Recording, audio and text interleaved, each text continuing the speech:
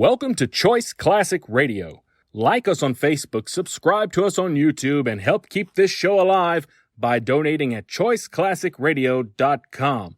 For more of your favorite old-time radio shows, join us on our companion podcast, Choice Classic Radio, Mystery, Suspense, Dramas, and Horrors, where we bring to you the most mysterious tales that the golden age of radio had to offer. And now, with 728 episodes made, broadcasting on CBS Radio Network from 1949 to 1962, we bring to you yours truly, Johnny Dollar. From Hollywood, it's time now for Edmund O'Brien as... Johnny Dollar. Bob Radin, Johnny. Oh, yeah, Bob. What's this? You checking to see if I'm stalling on your case? Oh, nothing like that, Johnny. Well, in a way, I am. I traced one of the beneficiaries to Chicago, and I've been waiting all morning for a wire on it. We want you to drop the case. What? You capitulating? This is a bad week for Great Eastern. We want you to take another one. We carry a theft policy on a West Coast loan company. 3 of the branches in San Francisco were just robbed. Uh-oh. When? Just a matter of hours ago. You mean all of them? Yeah, all this morning. There was one other that wasn't ours. I got a phone call. I haven't even figured the loss yet, but it'll be way up. We'd like you to get right on it. Sure, Bob. I'll get a plane this evening.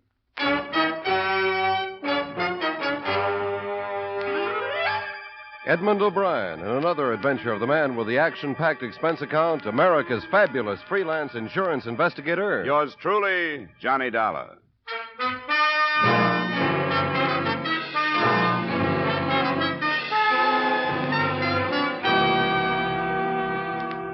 Expense account submitted by Special Investigator Johnny Dollar to the Great Eastern Insurance Company, Hartford, Connecticut.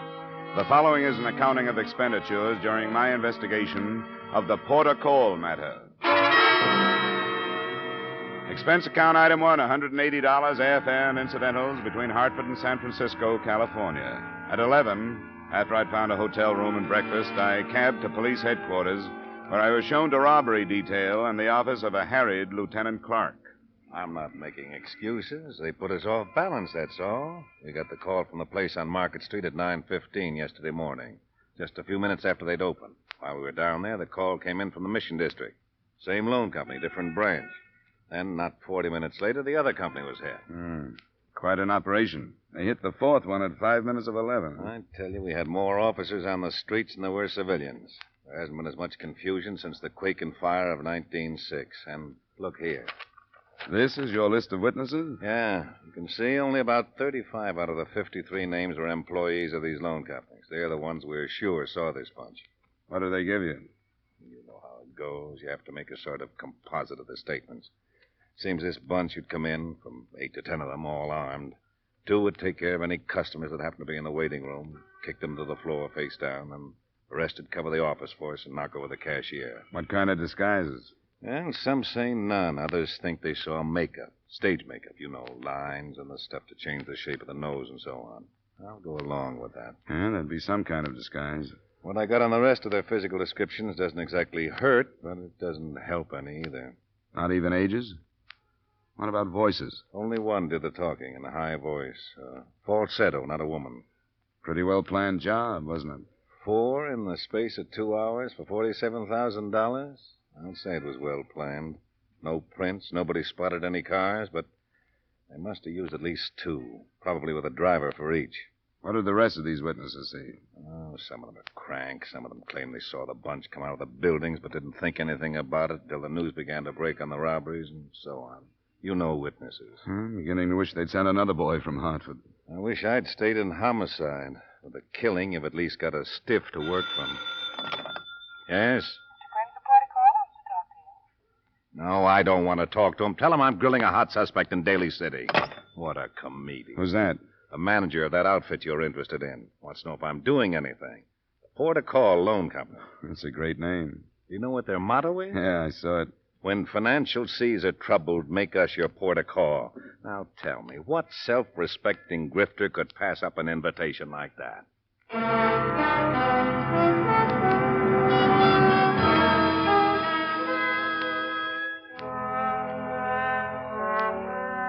San Francisco is a city of bridges with few other exits. All of these had been covered in less than an hour after the first robbery report had been phoned in. To double-check, the adjoining counties had been alerted and were swarming with men. San Francisco itself was being combed for known criminals. That left little for me to do but hang around robbery detail and wait for developments. Lieutenant Clark had been on the phone for half the afternoon, and I was in his office at 5 when it rang again. Yes? Oh, how are you, Bruce? Well, I could use something. What is it? How would that fit? Oh. Good, I do. Well, thanks a lot, Bruce. Well, it'll be a change of scenery anyway. Something up? That was missing persons. A woman reported her husband missing since sometime yesterday. He's a cab driver. That's a possibility, isn't it? I never gave it a thought. Why is it you always connect private cars to jobs like this? Well, it's natural to pass up cabs. They're usually a close check kept on them. Well, we'll see. She's on her way down. I'd like to have you see her, too. Yeah, sure.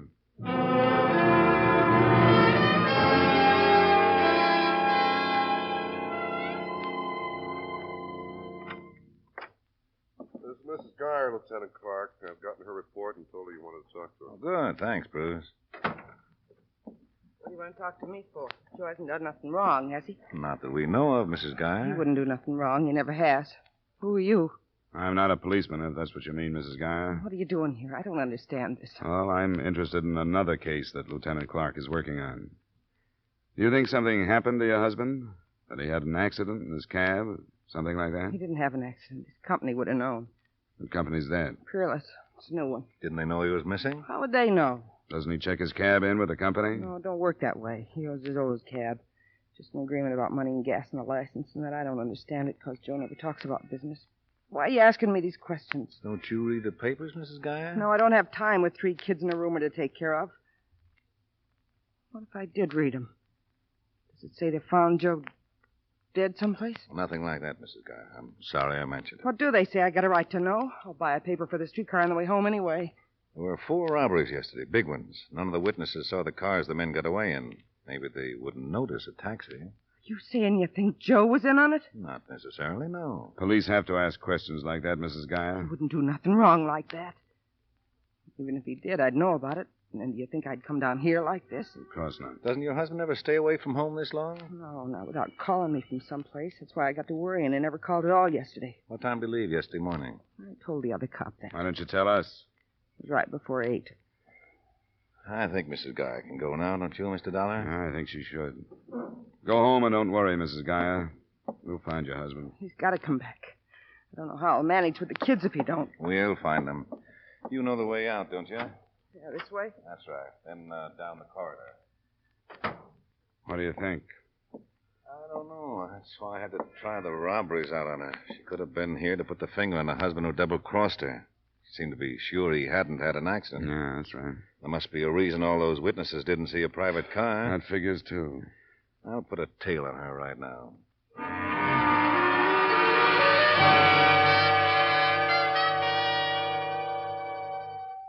A phone call to the Peerless Cab Company got the number and description of Joe Geyer's cab, and a police tracer was put out on that. I think the harried lieutenant beamed a little too graciously when I asked permission to check the other Peerless drivers myself. But I did, 75 of them. Only one hadn't been heard from in the past 28 or 9 hours. Paul Landini, with an address on Turk Street, an apartment house whose manager boarded some of the tenants, among them Landini. Who knows about Paul ever? He wasn't here for the meal last night, but what is that? Did he live alone here? Yes. I take it you mean he was off and away from home at dinner time. He had personality. He often goes someplace else to eat. Do you know if he came home at all last night? My tenants live their own lives. I don't run a girls' school here. Did you show me his apartment? Why should I? And I told you it might be very important. You didn't tell me what you mean. He might even be dead. Oh, not Paul. Why do you want to look in his apartment? I don't expect to find him there, but there's a chance of finding something else. What? I don't know. I told you this was police business. You want to cooperate or don't you? Oh, sure I do. I'll take you up.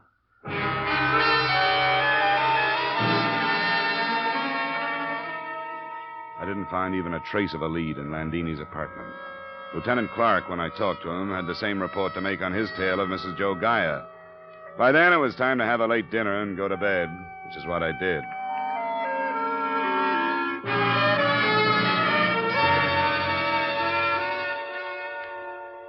The next morning, the two missing drivers and their cabs still had not been found. The police report on Mrs. Geyer hadn't offered anything. The $47,000 in stolen funds could have been that many miles away from San Francisco. Through the morning and early afternoon, a dozen general suspects were questioned and released. And then, sometime after 3, the body of a man was found floating in a slough in the upper reaches of the bay. He fitted the description of Joe Geyer, and an hour or so later, his wife arrived to make identification.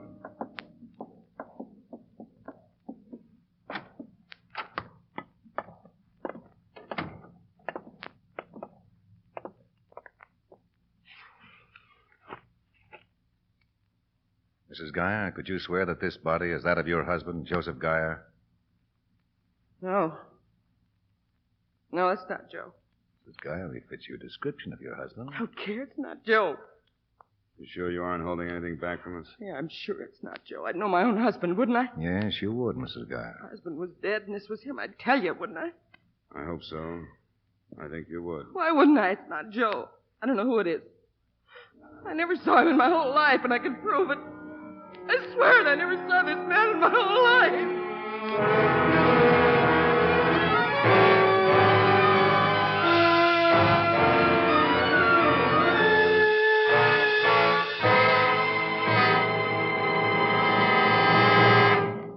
We will return you to the second act of yours truly, Johnny Dollar, in just a moment. There's one married couple you can always depend on for fun on Saturday evenings, and to invite them over is as easy as staying tuned to CBS. They're Lucille Ball and that man she calls my favorite husband. And a nice thing about them is you don't have to get involved in the strange predicaments they get into. All you have to do is sit back and laugh at the results. How's for asking them in this evening? Lucille Ball and my favorite husband will be waiting on most of these same CBS stations. Now, with our star, Edmund O'Brien, we return you to the second act of yours truly, Johnny Dollar.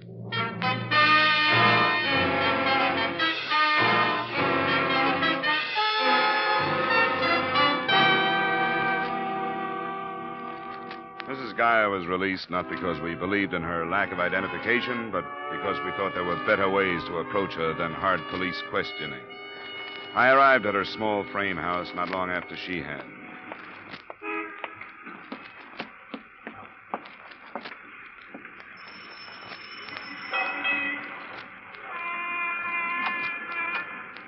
What do you want? I thought I'd better come and see you. You can't come in. I want to help you if I can. Should I need any help from you? I don't need any. Go away. Wait a minute. Get your foot out. You got no right to do this. Now, wait a minute. There are other ways to identify that body. Then you'll be in trouble, won't you? I don't care. It wasn't Joe. Open the door, Mrs. Geyer. You can't come in. Why did you get so upset if it wasn't your husband? You cried. I couldn't help it. I never saw a dead body before. I went to pieces thinking, what if it had been Joe? You know, the police think you're lying. I am not. Why should I? Joe hasn't done nothing wrong, and I haven't either. Now go away and leave me alone. I got ironing to do.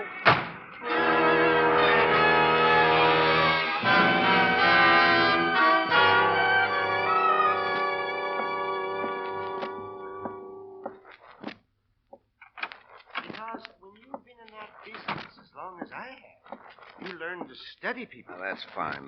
This is Mr. Dollar, the man I mentioned from the insurance company. Oh, yes. Well, how do you do, sir? This is Mr. Prince, the cashier at the Port of Call office in the Mission. No.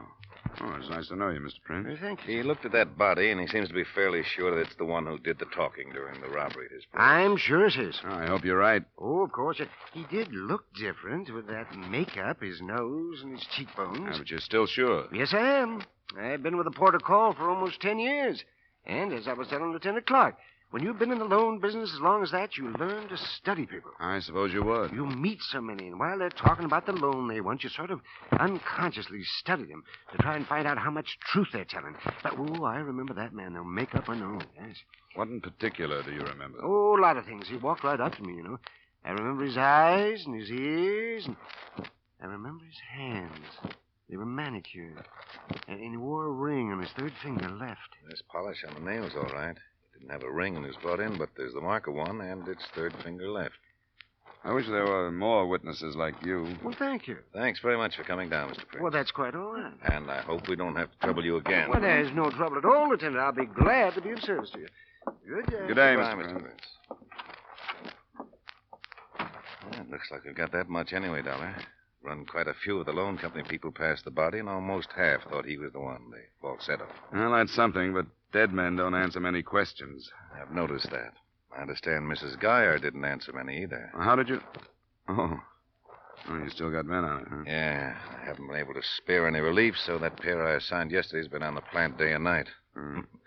So when somebody finally showed up, they thought they'd broken the case.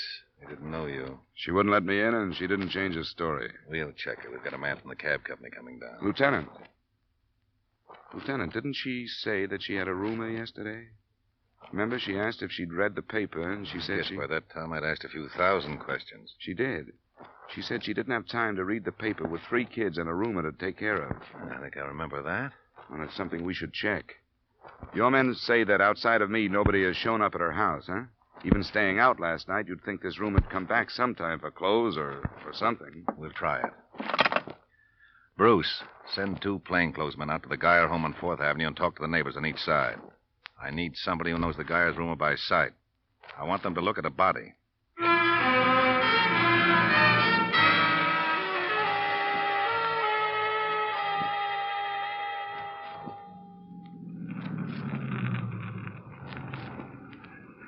Well, the lights are on. I guess she's home. Which one is it? One with the porch light.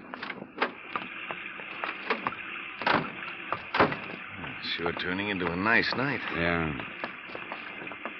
10 o'clock? Huh?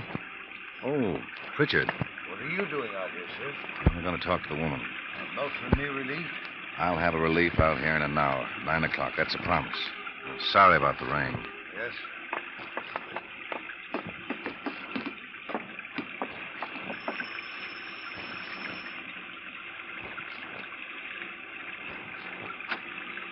I'm afraid you'll have to let us in this time, Mrs. Geyer. What are you talking about? This is a warrant. We're here legally. I want you to tell me the truth. When did you last see the man who rooms here? I don't know. I don't remember. That isn't the truth. You saw him this afternoon. You saw him at the morgue and you didn't tell us who he was. Why not? Don't you wake up my kids. Answer my questions, Mrs. Geyer. I was afraid to tell you. Why were you afraid? Because with Joe gone like this, I thought something had happened. I know I should have told you, but I couldn't. He's my husband. What were you afraid had happened? Joe and me argued sometimes about Mr. Grace. Grace? What's his first name? I thought you knew about him. The neighbors identified his body, but they couldn't remember his name. His name was Ted Grace. Your husband was jealous of Grace, Mrs. Geyer? We argued sometimes. He was a salesman, and some weeks he'd have a lot of money, and I told Joe he ought to sell his cab and be a salesman, too. He got the wrong idea and thought I was falling for Mr. Grace. I wasn't. And I could never make him believe me all the way. Why did he let Grace live here if he felt that way? He needed the money. Do you think your husband killed Grace? I don't know. I'm afraid to tell you. I knew Mr. Grace for fear he did. That's what happened. He didn't kill him out of jealousy. Grace was mixed up in those robberies I told you about. Do you remember? I got the newspapers. That's what we're here to clear up. We want you to tell us everything you know about Grace. I never talked to him much. How do you know he was mixed up in it? You'll have to take our word for that. Come on, you must know something about him. How long has he been living here? About 6 months. You know where he came He from? never said. He must have had some friends. Didn't anybody come to see him? No. You have a telephone. Did anybody ever phone him? Yeah, a man used to call him. The same one all the time? Yes. Must have given you his name sometime. No, he didn't. Did he ever call while Ted Grace was gone? Yeah, once in a while. What then? Didn't Grace leave a number or someplace where he could be reached? Usually a place called the Furlong over on Fulton. Why didn't you tell us that? Why do we have to drag these things out of you? What else are you holding back from us? Nothing. I just can't think. I just can't think of anything but where's Joe and why don't he come back? Wasn't there anything different the morning he left? No, nothing. Was Grace here at that time? He left, too. About the same time? Right after. Joe's mixed up in those robberies. It's my fault because I talk so much about money. Well, he can hate me for that, but what about the kids? He can't leave them for me to take care of alone, can he? We better take a look at Grace's room, don't you think, Lieutenant? Which one is it, Mrs. Geyer?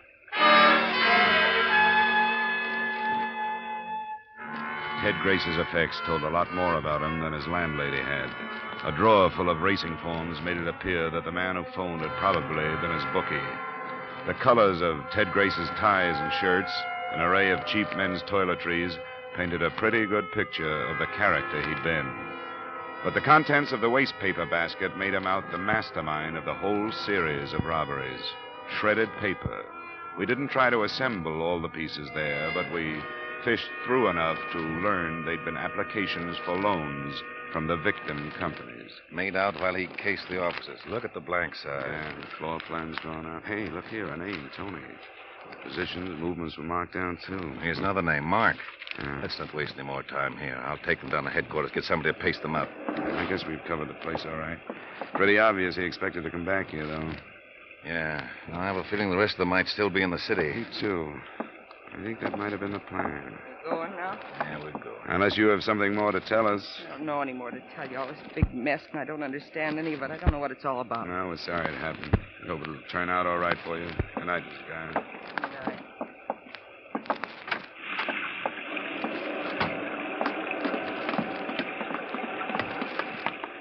Lieutenant Clark, Yes, Pritchard. the radio car stopped by with a message for you. But I didn't want to come in with a woman there. Her husband's dead. So's the other driver, Landini. Where were they found? In their cabs in the vacant garage out toward the beach. Who's on it? Lieutenant McMillan. All right, I'll contact him. And don't forget our reliefs. I won't. Well, there goes Geyer and Landini. Elimination for more profit. That or cutting the links between the rest of the bunch and the only tangible things we've had, the cabs. That could be. Hey, if you want to drop me at that bar she mentioned, the Furlong, I'll see what I can pick up there. Sure, if you want to. I'll stay in my office till I hear from you.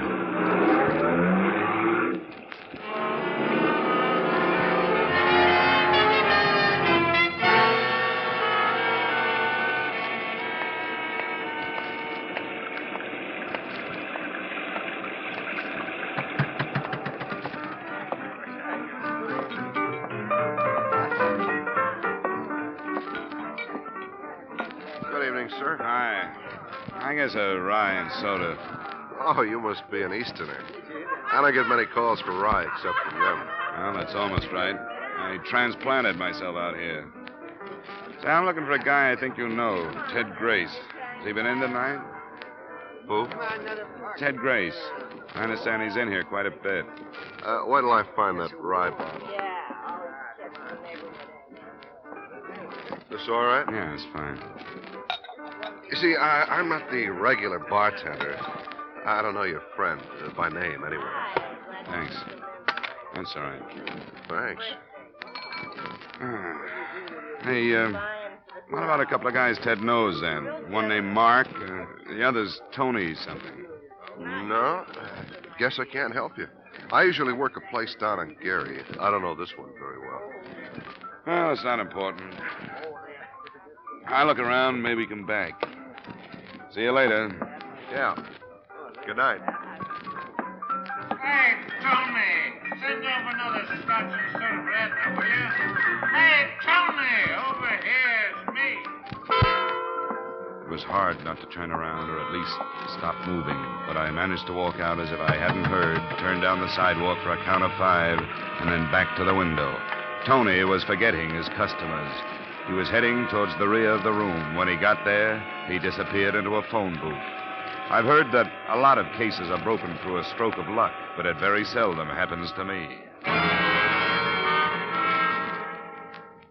My own phone call from a gas station brought Lieutenant Clark and an extra squad car to the Furlong Bar in less than 20 minutes. The place was cleared of people, and Tony stood alone behind the bar, giving away his guilt by his expression and the apron he kept twisting in his hand. Leave your apron alone. What is all this? Who did you phone right after I left? Holmes, to say I'd be late. That's not true. The call was traced. You're crazy. How could you trace it? If you were calling home, why should you care if it was traced or not? Now, who did you call? I can make a phone call if I want to, can't I? That isn't the question. What makes you so nervous? You guys busting in like this, what do you expect? Find a guy named Tony. What's your last name, Tony? Cullen. That's what I came here for, too, Tony.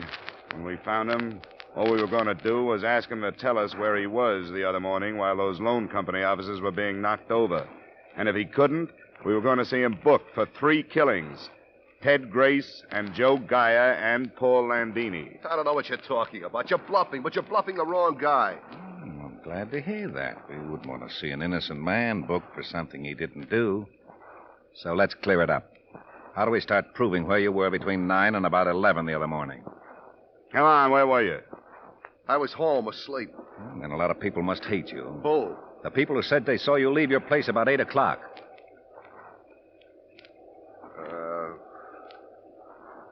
What's the use? I don't know if you're bluffing or not. We aren't. In Grace's room, we found the floor plans of all those offices with the names of all of you. He talked to Joe Guy's wife. She knew about you and Mark. You just made a confession. You want to take the whole rap yourself? No. If I'd known there was going to be any killing, I wouldn't have got mixed up in it. When there was, I knew the whole thing would blow up. Who did the killing? There were 3 of them. Harvey Shute, Vic Lincoln, and Neil White. I'm not sure which one did it. Who are they? I don't know. They got out of prison someplace in the East about 6 months ago.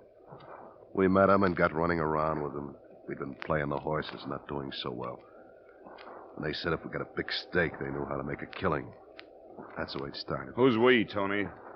My friends, Mark Rose and Leo Barrett. Ted Grace. Is that all? I'm giving you my friends. That's enough, isn't it? What about Joe Geyer? No, they just called him to get his cab to use instead of cars. He wasn't in it. That was Ted Grace's idea. I guess so.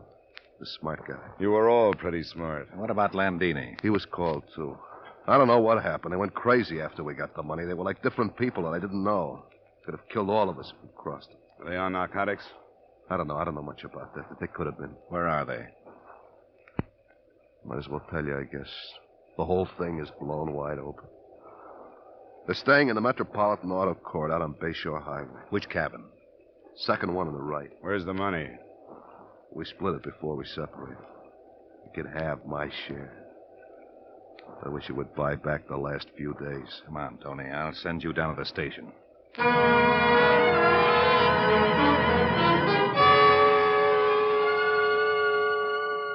2 more squad cars had been added by the time we got started. No trouble was expected or had picking up the other 2 San Francisco men, Mark Rose and Leo Barrett. But at the Metropolitan Auto Court, where the 3 ex-convicts were staying, trouble was expected.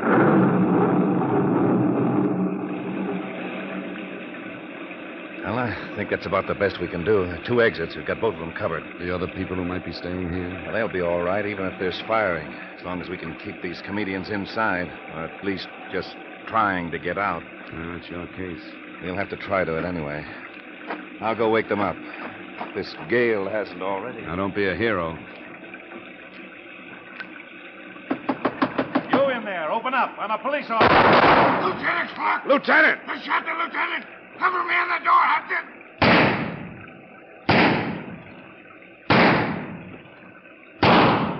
Watch the window! Get down, Sergeant.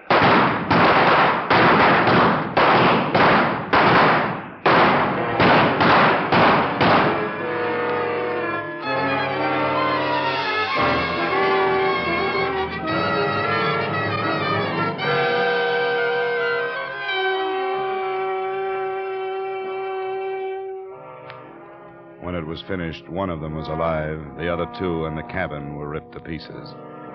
But that and the recovery of the money hardly paid for the loss of Lieutenant Clark, who died before he reached the hospital.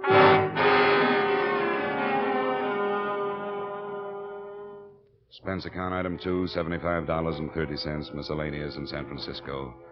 Item 3, same as item 1, transportation back to Hartford. Expense account total, $450.60. Remarks? It probably isn't important, but there's an odd commentary to this. The gunfight and Lieutenant Clark's death made only a column on page 2 of the morning paper. The storm he died in grabbed the page 1 headlines. Yours truly, Johnny Dollar.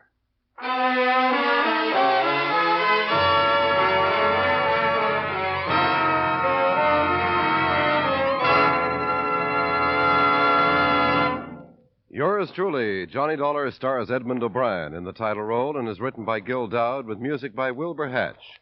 Edmund O'Brien's latest picture is a Paramount Pictures production, Warpath. Featured in tonight's cast were Howard McNear, Ed Begley, Hy Averback, Jim Nusser, Virginia Gregg, and Janet Scott. Yours truly, Johnny Dollar, is produced and directed by Jaime Del Valle.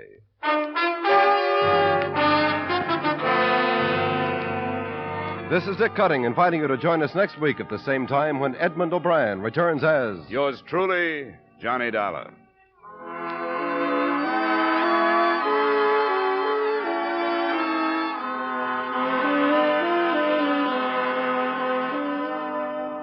You can sing it again this evening on CBS, and if Dan Seymour calls you, maybe you can sing it out the name of the fabulous Phantom and win $5,000 in cold, hard cash, plus $10,000 more in fine prizes. Worth it? You bet it is. For Sing It Again also brings you a whole hour of grand musical fun as you listen to Alan Dale, Judy Lynn, Bob Howard, the Riddlers, and Ray Bloch's orchestra. Sing It Again comes to you every Saturday evening on most of these same CBS stations. Sing it again this evening, won't you? And now, stay tuned for Vaughn Monroe's Caravan, which follows immediately on most of these same CBS stations.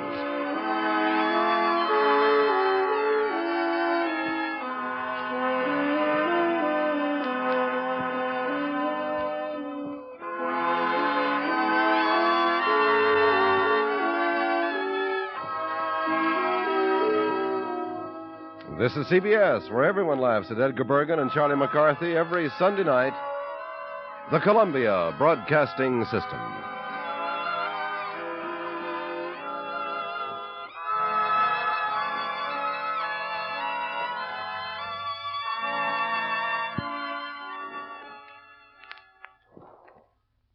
That concludes today's episode.